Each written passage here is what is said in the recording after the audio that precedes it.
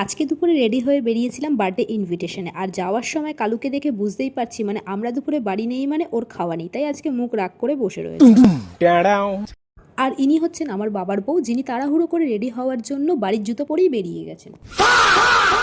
তারপরে আমরা বার্থডে ইনভিটেশনে যাওয়ার পর নিয়ে নিয়েছিলাম সেখানে গিয়ে কেক আর কোল্ড ড্রিঙ্কস, কিন্তু যার বার্থডে তাকেই এখনো দেখিনি। কিন্তু এতে আমাদের কোনো দোষ নেই, কারণ আমরা এসছি কিন্তু এখানে খাওয়া দাওয়া করতে, আর বার্থডে বয় এখন হচ্ছে খেলতে ব্যস্ত। তারপরে কেক খাওয়া দাওয়া করে বার্থডে বয়কে দেখতে পেলাম, আর আজকে তার জন্মদিন উপলক্ষে তাকে অনেক কিছু খেতে দেওয়া হয়েছে, কিন্তু সে খাওয়া দাওয়া ভুলে এখন ফোন দেখতে ব্যস্ত।